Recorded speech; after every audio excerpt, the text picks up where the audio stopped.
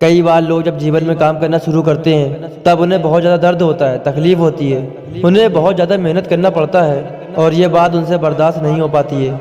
उनका शरीर जवाब दे देता है और वो उस काम को छोड़कर किसी और तरकीब से सफल होने का प्रयास करते हैं। लेकिन याद रखिएगा, इस प्रकार से कोई भी व्यक्ति जीवन में सफल नहीं हो पाता है। याद रखिएगा कि सफलता का मार्ग मेहनत, दर्द और तकलीफ से होकर गुजरेगा और ये आपको सहना ही पड़ेगा। तो इसके लिए आप हमेशा तैयार रहिए। तो चलिए इस बात को एक कहानी के माध्यम से समझते हैं। एक बार एक मूर्तिकार अपनी छेनी और हथौड़ी से एक पत्थर को भगवान की मूर्ति का आकार देने का प्रयास कर रहा था। जैसे ही वो छेनी पर अपना हथौड़ा चलाता और वो पत्थर चिल्लाने लगता, कहने लगता कि ये क्या कर रहे हो, मुझे इतना मार क्यों रहे हो, मुझे बहुत दुख हो रहा है, तकलीफ हो रही है, पीड़ा हो रही है, मुझे अपने हाल पर छोड़ दो और यहाँ से चले जाओ।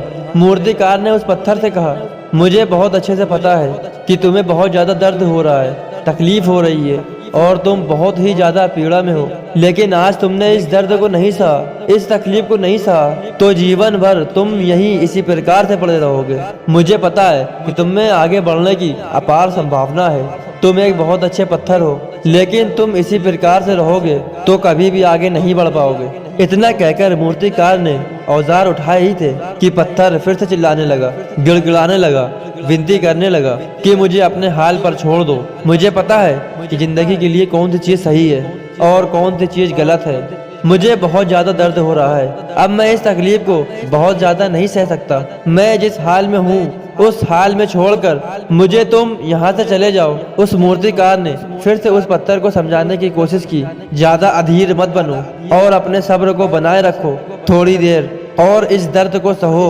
यदि इस दर्द को सह लिया तो मैं भगवान की मूर्ति के रूप में तुम्हारी स्थापना करवाऊंगा और फिर दूर दूर से तुम्हारी लोग पूजा करने आएंगे और पंडित और लोग तुम्हारी सेवा करेंगे। लेकिन पत्थर ने उस मूर्तिकार की एक भी बात नहीं मानी और वो चिल्लाता रहा और अपनी बात पर अड़ा रहा।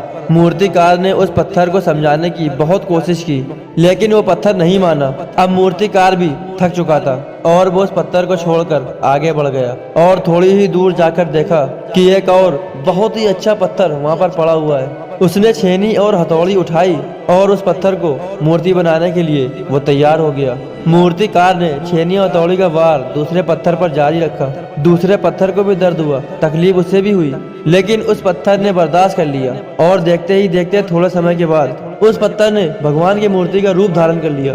थोड़े दिन के बाद उस मूर्ति की एक मंदिर में स्थापना हो गई। धीरे धीरे करके लोग वहाँ पूजा पाठ करने आने लगे। लोगों की मन्नतें वहाँ से पूरी होने लगी और वो मंदिर बहुत ही ज्यादा प्रसिद्ध हो गई।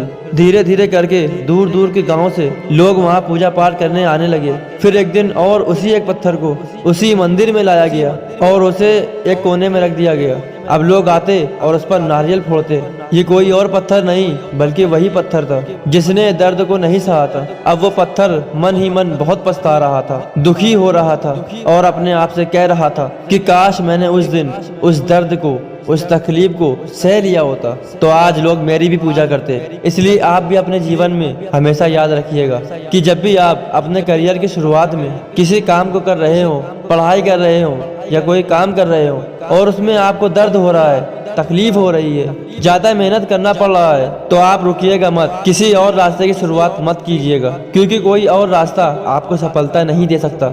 आपको उस दर्द को, उस तकलीफ को सहना ही होगा। आप उस दर्द को, उस तकलीफ को सहकर ज्यादा मजबूत बनेंगे और तभी आप अपने जीवन में आगे बढ़ पाएंगे। और जीवन में हमेशा याद रखिएगा कि आपको पहले पत्थर की तरह नहीं, दूसरे पत्थर की तरह बनना है। यदि ये कहानी आपको पसंद आई हो और इससे कोई सीख मिली हो तो अपने दोस्तों और सभी लोगों के साथ शेयर जरूर करिएगा।